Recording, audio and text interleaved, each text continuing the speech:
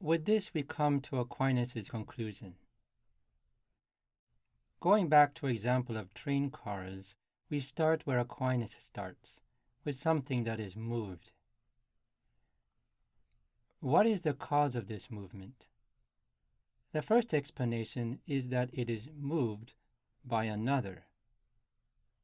But what if this mover is moved by another, and that by yet another, and so on?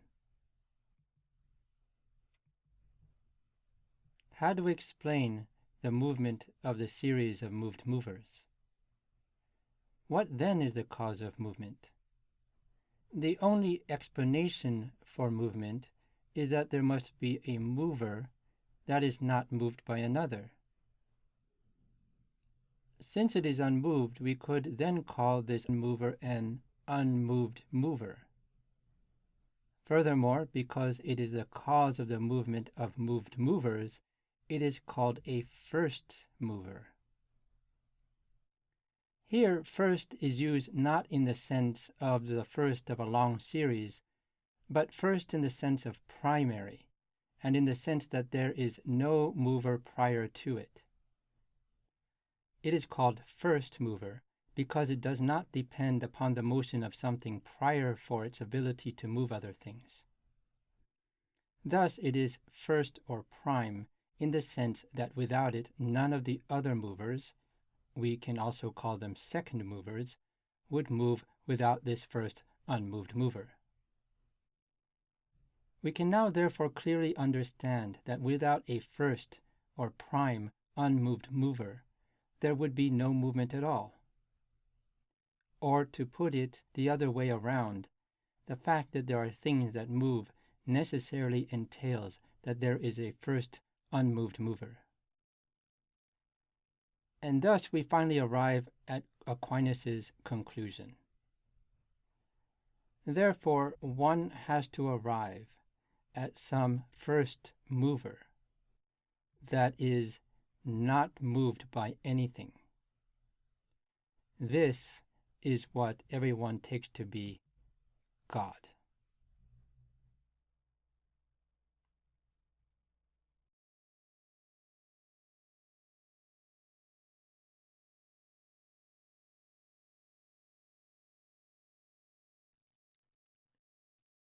Having seen all this, let us take a look once again at the structure of a demonstration quia.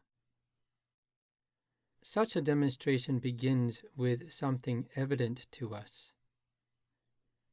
From the starting point, we reason to the cause of what we started from.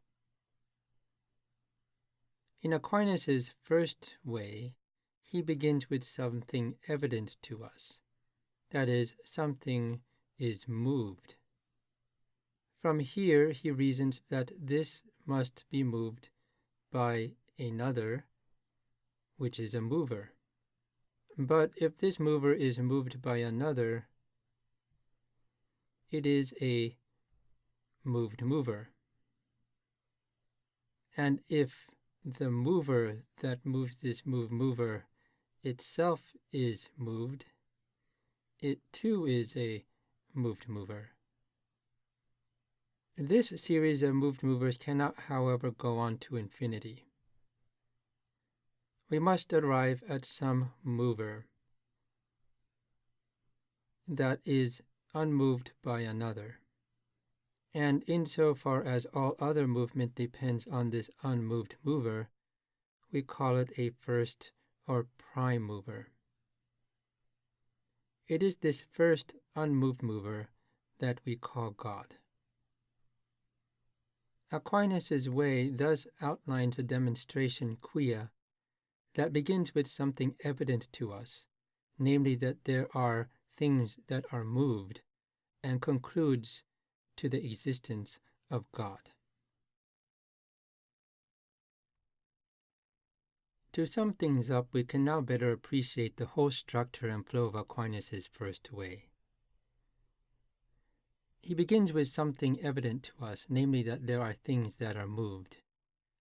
And through reasoning that involves two metaphysical propositions, first, that everything that is moved by another, and second, that the series of moved movers cannot go on infinitely, concludes that there must be a first mover that is not moved by anything else, which we call God.